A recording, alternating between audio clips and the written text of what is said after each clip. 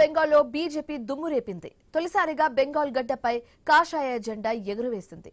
కొన్నేళ్లుగా అక్కడ అధికారమే టార్గెట్ గా పనిచేస్తున్న బీజేపీ ఆ కలను నెరవేర్చుకుంది. ఇప్పుడు అనుకున్నంత పని చేసి చూపించింది. సాధ్యం కాదు అన్న వాళ్లకే ప్రయత్నిస్తే ఏదైనా సాధ్యమేనని నిరూపించింది. ఇక ఇప్పుడు బీజేపీకి తెలంగాణ టార్గెట్ అయిందన్న టాక్ గట్టిగా వినిపిస్తుంది. వచ్చే అసెంబ్లీ ఎన్నికల నాటికి తెలంగాణలో అధికారంలోకి రావాలన్న పట్టుదలతో పనిచేసే విధంగా వ్యూహం పన్నుతోంది. దానికోసం అమిత్ షా అండ్ టీం తెలంగాణలో ఇప్పటికే వర్కౌట్ చేస్తుందన్న టాక్ వినిపిస్తుంది. పశ్చిమ బెంగాల్లో అనుకున్నది సాధించిన కాషాయ దళం ఇప్పుడు మరో కొత్త టార్గెట్ ను ఫిక్స్ చేసుకుంది. నార్త్ ఈస్ట్ లో తన ప్రభంజనాన్ని చూపిస్తున్న బీజేపీ ఇప్పుడు సౌత్ పై ఫోకస్ పెట్టేందుకు రెడీ అవుతుంది.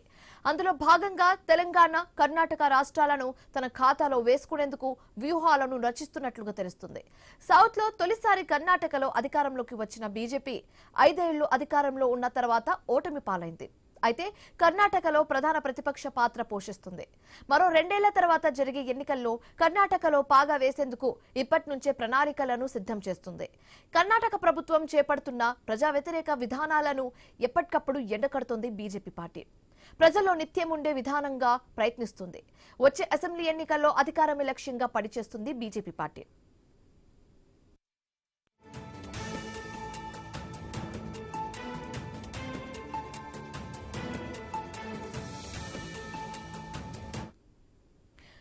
సౌత్ లో కర్ణాటక అలా ఉంటే తర్వాత చెప్పుకునే స్టేట్ ఏదైనా ఉందంటే అది తెలంగాణనే అని ఎవరైనా చెప్పేస్తారు. ఎందుకంటే ప్రత్యేక రాష్ట్రం ఆవిర్భవించక ముందే తెలంగాణలో బీజేపీకి మంచి పట్టున్న ప్రాంతంగా గుర్తింపు తెచ్చుకుంది.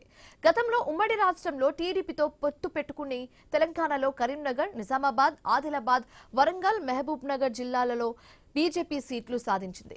రాష్ట్రం సాధించిన తర్వాత బీజేపీలో కొంత స్తబ్దత కనిపిస్తోంది.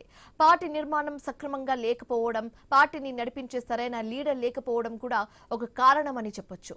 మరో కారణం చెప్పాలంటే టీడీపీ లాంటి పార్టీనే బీజేపీని తెలంగాణలో ఎదుర్కొనే ఆరోపణలున్నాయి. అటు తర్వాత 2014లో తెలంగాణలో జరిగిన అసెంబ్లీ ఎన్నికల్లో 5 సీట్లు మాత్రమే గెలుచుకుంది. 2019లో మాత్రం గోషామహల్ నుంచి రాజాసింగ్ ఒక్కరు మాత్రమే గెలిచారు. ఆ తర్వాత జరిగిన ఉప ఎన్నికల్లో బీజేపీ నుంచి ఈటెల రాజేందర్, రఘునందన్ రావులు గెలుపొందారు. 2023లో జరిగిన అసెంబ్లీ ఎన్నికల్లో మాత్రం బీజేపీ గట్టి ప్రభావాన్ని చూపించిందని చెప్పొచ్చు. ఎన్నికల ముందు పార్టీ అధ్యక్షులుగా బండి సంజయ్ నియమించిన తర్వాత పార్టీలో మంచి ఊపు వచ్చింది. అధికారంలోకి బీజేపీ రావడం ఖాయమన్న రేంజ్ లో వెళ్లిపోయింది కాషాయం పార్టీ. అయితే ఏం జరిగిందో ఏమో గానీ తెలియదు. అకస్మాత్తుగా బండి సంజయ్ ని దింపేయడంతో పరిణామాలు మొత్తం రివర్స్ అయిపోయాయి. అయితే ఆ అసెంబ్లీ ఎన్నికల్లో ప్రధాన ప్రతిపక్షంగా నిలుస్తుందన్న ఆరోపణలు తలకిందులయ్యాయి. గోషామహల్ నుంచి రాజాసింగ్ తో పాటు మరో 8 మంది మాత్రమే గెలిచారు. లోక్సభ ఎన్నికల్లో కూడా 8 ఎంపీ సీట్లు గెలుచుకుంది. ఈ మధ్య జరిగిన లోకల్ ఎన్నికల్లో కూడా గతంలో లేని విధంగా పలు చోట్ల అభ్యర్థులను గెలుచుకుంది. గ్రామీణ ప్రాంతాల్లో కూడా కొన్ని సీట్లు గెలిచి పట్టు నిలుపుకుంది బీజేపీ పార్టీ. మున్సిపల్ ఎన్నికల్లో తొలిసారి ఒక కార్పొరేషన్ ను కైవసం చేసుకుంది. చాలా మున్సిపాలిటీలు, కార్పొరేషన్లో కౌన్సిలర్లు, కార్పొరేటర్స్ ను గెలుచుకుంది. దీంతో బీజేపీలో జోష్ పెంచిందన్న అభిప్రాయం వ్యక్తమవుతుంది. ఇక ఇప్పుడు పశ్చిమ బెంగాల్లో సాధించిన విజయం తర్వాత కమలం ఫోకస్ తెలంగాణపై పడుతుందన్న ప్రచారం గట్టిగా జరుగుతోంది.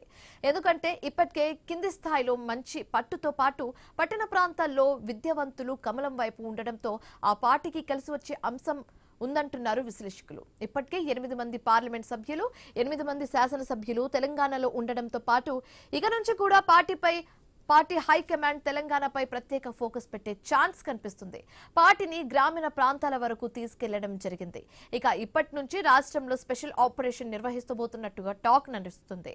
అంత టఫ్ గా ఉన్న పశ్చిమ బెంగాల్లో గెలిచిన బీజేపీ ఇప్పటికే పట్టు ఉన్న తెలంగాణలో అధికారం సాధించడం అంత కష్టమేది కాదనే విశ్లేషణ కూడా ఉంది.